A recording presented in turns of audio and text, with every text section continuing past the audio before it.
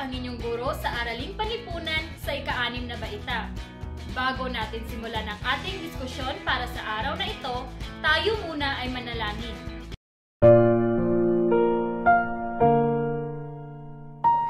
Panginoon, salamat po sa panibagong araw na ito upang kami ay matuto. Buksan niyo po ang aming isipan upang lubos na maintindihan ang aming mga aralin. Bigyan niyo din po ang aming mga guro, mga magulang, at mga kamag-aral ng lakas ng katawan at isipan na mas higit namin kailangan sa araw-araw sa panahong ito.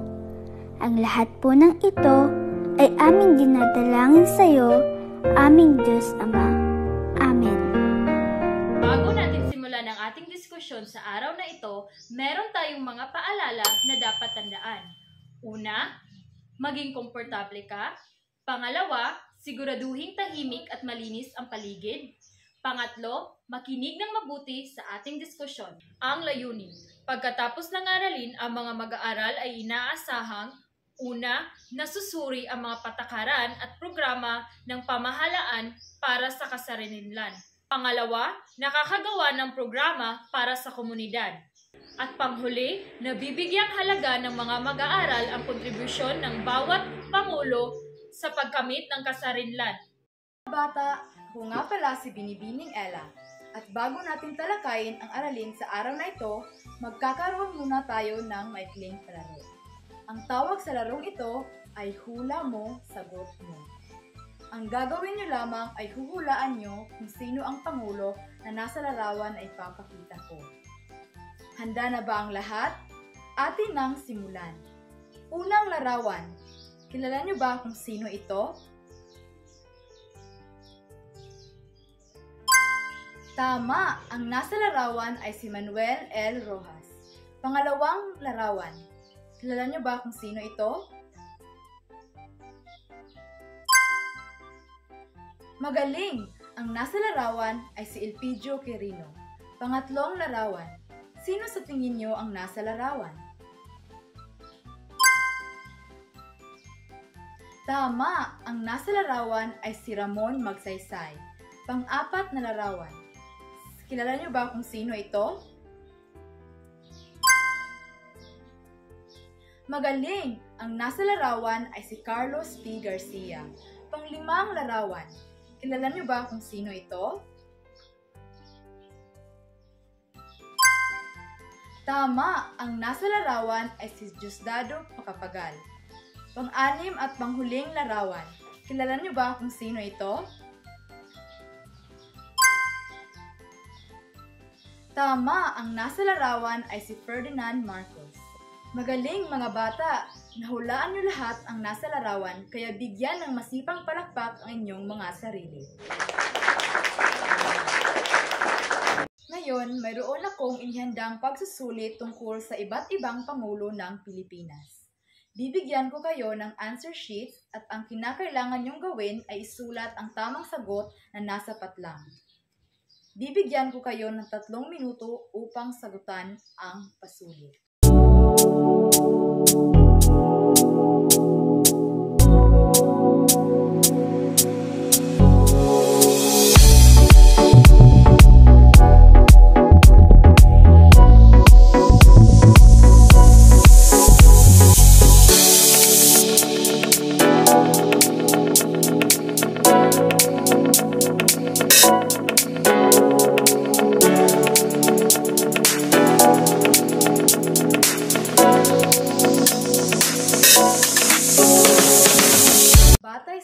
Nasagutang pasulit, anong mga programa ang inyong natatandaan? Kung sakaling alam nyo ang mga programang nabanggit, ano sa tingin nyo ang pakinabang nito sa ating komunidad? Sino kaya ang mga pangulong nagtupad sa nabanggit na programa? Ang tatalakayin natin ngayong araw ay patungkol sa mga pangulo, sa mga programa at mga patakaran na kanilang naipatatag. Ang una sa listahan ay si Pangulong Manuel A. Rojas. Si Manuel A. Rojas ang unang pangulo ng ikatlong Republika ng Pilipinas. Siya ay kilala sa kanyang linya na ang kapakanan ng lahat ng tao ang ating pangunahing tungkulin. hindi kailangan ng Panginoon at alipin sa sistema ng ating pamumuhay. Si Pangulong Manuel A. Rojas ay humarap sa iba't ibang suliranin. Gaya na lamang ng una, ang pag-aangat sa lugmok na ekonomiya ng bansa na sadyang naapektuhan ng digmaan. Pangalawa, ang pagpapanatili ng pambansang seguridad na nanganib dahil sa pagkilos ng mga huk. Ang huk ay hukbong bayan laban sa mga Hapon.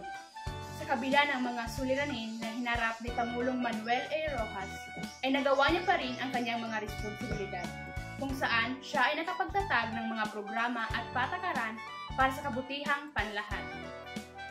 At narito ang mga programa at patakaran ng Administrasyong Rojas. Una, ang pagsasaayos ng elektrifikasyon.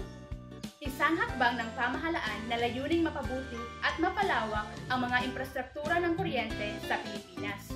Sa ilalim ng programang ito, layunin ni Rojas na palakasin at ang pagsasabuhay ng mga proyektong pang-elektrisidad at pataasin ang antas ng elektrisidad sa mga kanayunan at syudad ng buong bansa.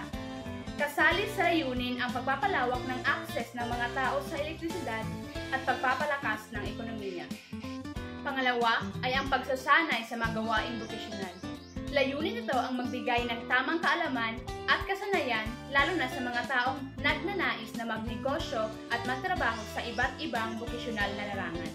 Ito ay bahagi ng pangangailangan upang palakasin ang ekonomiya sa pamamagitan ng skilled labor force. Pangatlo at ang panghuli ay ang pagtatag ng mga kaluwagan sa pagpapautang. Layunin nito ang paglikha ng mga mekanismo at institusyon na magbibigay ng pautang sa mga negosyante at mga ngalakal upang matulungan sila sa pagpapaunlad ng kanilang mga negosyo. Ito ay isang paraan upang suportahan ang pagnanais ni Rojas na palakasin ang sektor ng negosyo sa Pilipinas. Ang pangalawang Pangulo ay si Pangulong Elpidio Quirino. Si Pangulong Elpidio Quirino ang pangalawang Pangulo ng ikatlong Republika ng Pilipinas. Siya ay kilala sa kanyang linya na ang una kong tungkulin ay ang pagpapanumbalik ng katahimikan at kaayusan at ang tiwala sa pamahalaan. Ang pangalawa ay ang pagbibigay ng kaginhawaan sa mga mamamayang nasa magulong pook. Gaya ng unang Pangulo, humarap rin si Pangulong Elpidio Quirino sa iba't ibang suliranin. Gaya na lamang ng una, pag-angat sa kabuhayan ng bansa. Pangalawa, ang pagsugpo sa mga banta ng komunismo sa bansa. At ang panghuli ay ang pagpigil sa mga gawaing panliligalig ng mga kasapi ng huk. At narito ang mga programa at patakaran ng Administrasyong Quirino. Una, ang pagpapaunlad ng sistemang patubig o irigasyon. Isang programa na ang layunin ay mapalakas ang sistema ng irigasyon sa buong bansa upang mapabuti ang produksyon ng agrikultura at matugunan ang mga pangangailangan sa patubig para sa pagsasaka. Pangalawa ay ang pagpapatatag ng mga lansangan. Isang inisyatibo na naglalayong magpatayo ng mga kalsada, lalo na ang mga farm-to-market roads, upang mapabilis ang transportasyon ng mga produktong agrikultural mula sa mga kanayunan patungo sa mga merkado at sentral ng kalakalan. Ang panghuli ay ang lingguhang pag-uulat sa taong bayan. Isang regular na pag-uulat sa publiko sa pamamagitan ng radyo at pahayagan patungkol sa mga nagaganap na gawain at proyekto ng Administrasyong Quirino. Ang susunod naman na Pangulo ay si Ramon F. Magsaysay. Si Ramon F. Magsaysay ay ang pangatlong Pangulo sa ikatlong Republika ng Pilipinas. Si Ramon F. Magsaysay ay tiniguriang tagapagligtas ng demokrasya.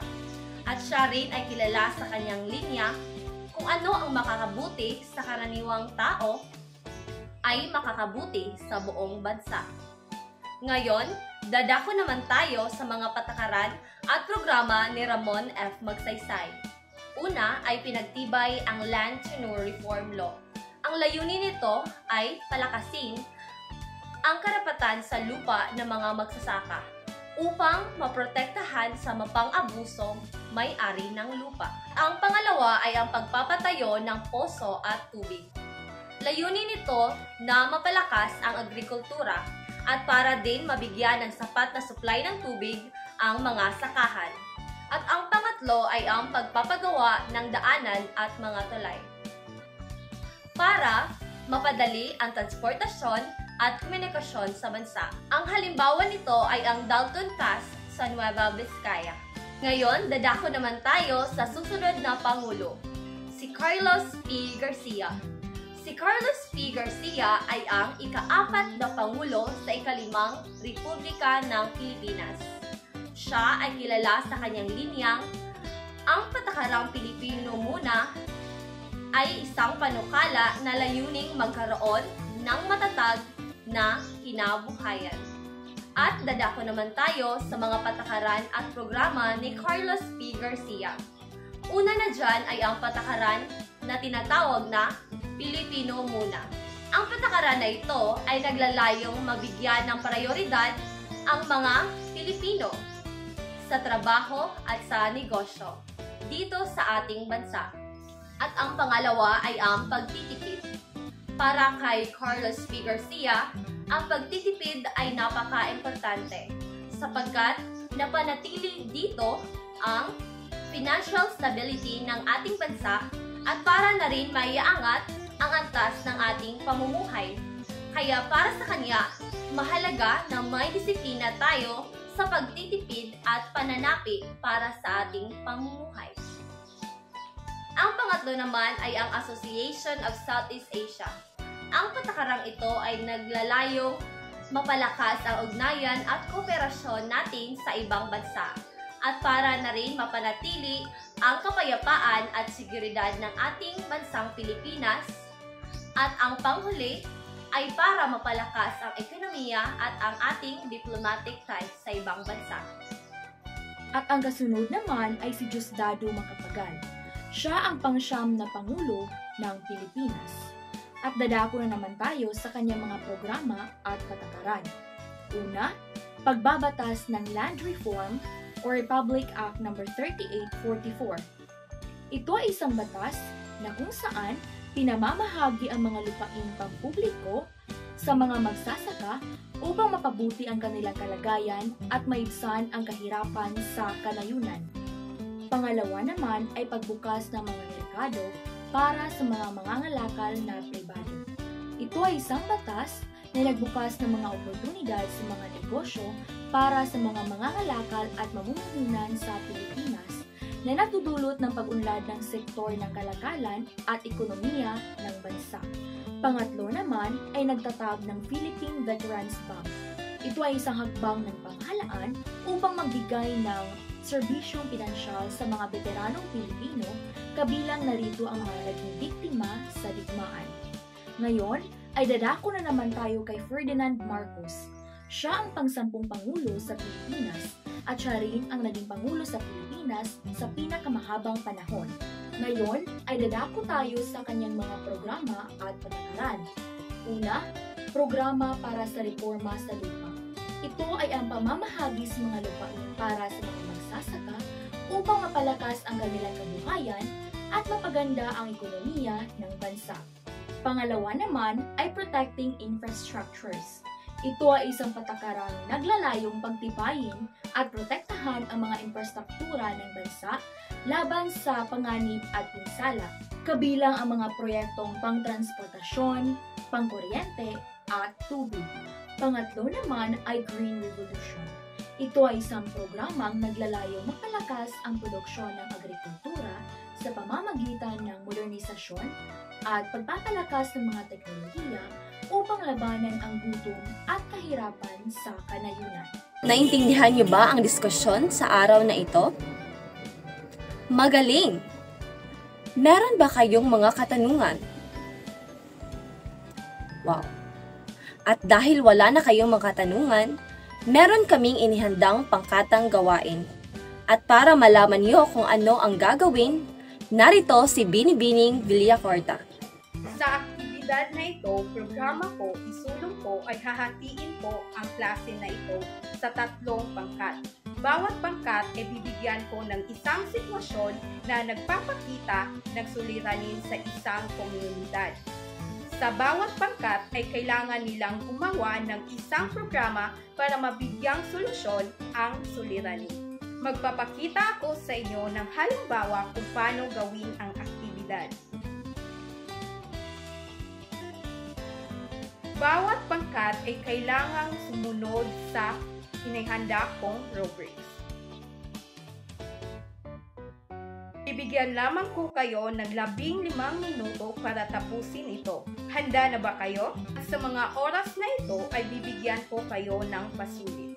Ang kailangan niyong gawin ay kumuha ng ballpen at basahin mabuti ang mga tanong at bilugan ang mga titik ng tamang sagot.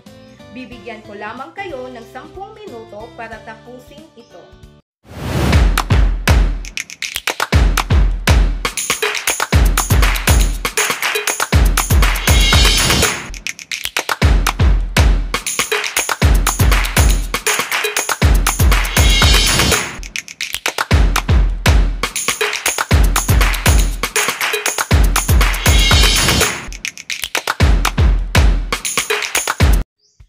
Upang malaman ko na kayo ay nakikinig ng mabuti sa ating diskusyon, ako ay may inihandang pahuling aktibidad.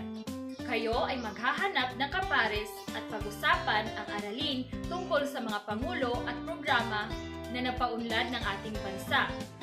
Kayong magkapares ay maghahanda ng mga katanungan at ako naman ay pipili ng mga mag-aaral na sasagot sa mga tanong. Para sa inyong takdang aralin, kunin ang inyong mga kwaderno at isulat ang panuto.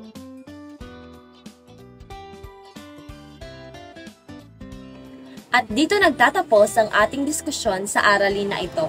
Sana'y huwag niyong kalimutan ang mga patakaran at programa na ginawa ng ating mga pangulo.